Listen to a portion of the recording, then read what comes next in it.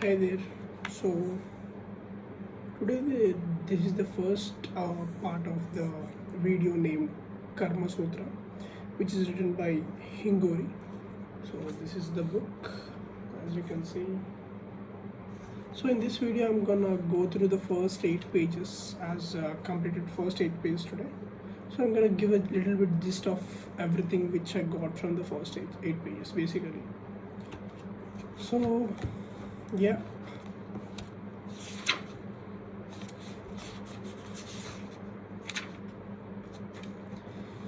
So before this particular book starts, there's one particular page named Karma Yoga Personified, which is before the preface. So over here, the author says about his Gurudeva, and he also, the thing which I like and I would like to share in this particular video is that his Gurudeva used to believe in 5 stages of evolution, basically. So those things are named as Shraddha, Vishwas, Seva, Gnan and Bhakti.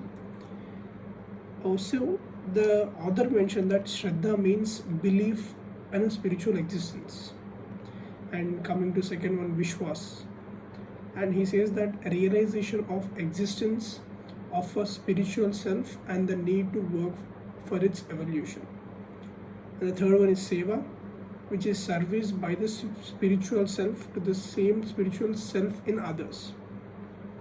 So that's what I think, that's what this whole karma point revolves around. And the fourth one is Gyan, which is knowledge, as you know.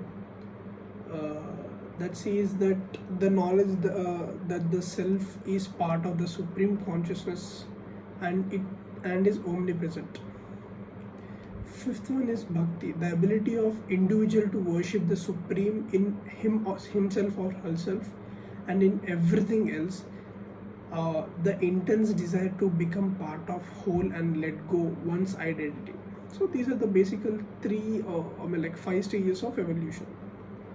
Then also one thing also I would like to mention that there's one particular passage which says that he felt, his Gurudeva, he says about his Gurudeva basically. So that means that goes in this way, like he felt Seva was the most important aspect and needed the maximum focus. He lived his philosophy more than he preached and was probably one of the most powerful men who lived on earth in last several centuries. This was his secret and shared it.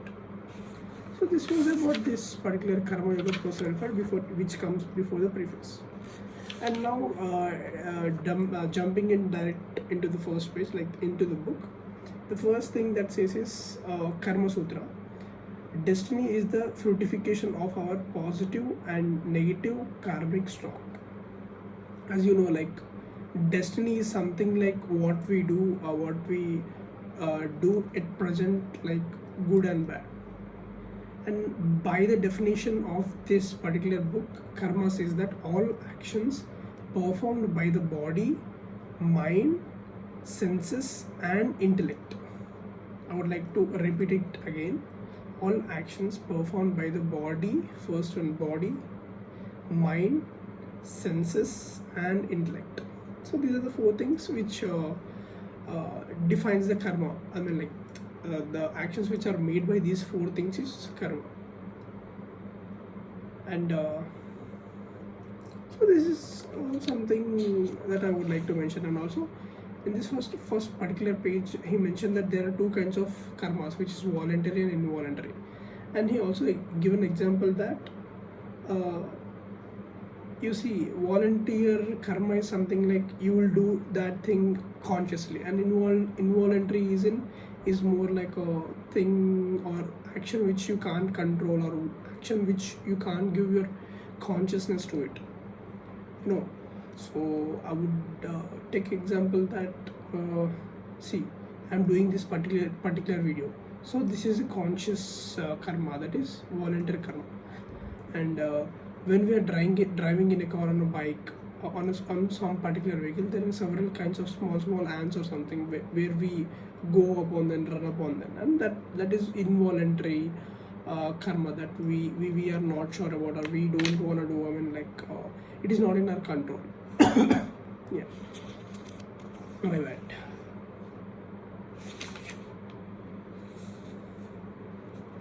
And this one particular sentence that I have underlined to that, and it goes in this way: to the best of my knowledge, even after our body dies, we can perform good and bad deeds. That says like, even after we die, our spirits, this author says it, our spirits will do good and bad things. Like, certain spirits have certain kinds of, they say like they have some desire that they want to fulfill, and depending on that particular situation, they will either choose a good path, I mean like good deeds or bad deeds. Yeah. And coming to the next point that I would like to mention is that he also mentioned about types of karmas based on the ancient Indian wisdom. Basically, you can say that which we have derived from Vedas or some spiritual context. Like more like, to put it in the one single word, it is ancient Indian wisdom. So according to that, there are three segments, which is Kriyaman karma, Sanchit karma, Prarabdha karma. First one, Kriyaman karma, which is present life karma, and that goes like an action that is instantly fructified and exhausted at the same time without carrying forward to the future is referred as Kriyaman karma. I mean, like by the definition, you can say that. Let me give you an example. Let's say if you are feeling thirsty or something, and then that particular desire, you will drink your water. I mean, like drink that particular water, and instantly your thirsty will be get satisfied. And we can say that this is an more like a instantaneous karma, which has both action and reaction. There is an instant reaction to the action of fetching water to drink. The effort of drinking gives a result.